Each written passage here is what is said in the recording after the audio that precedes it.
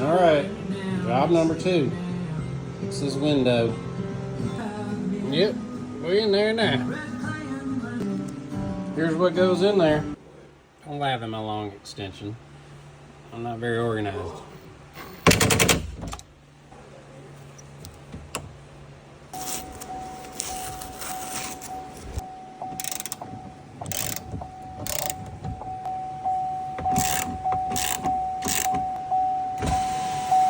Ta-da! Uh-oh, that sounded weird.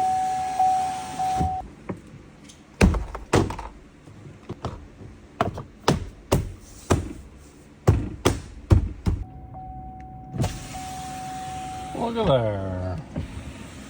Got a window that stays up and goes up and down.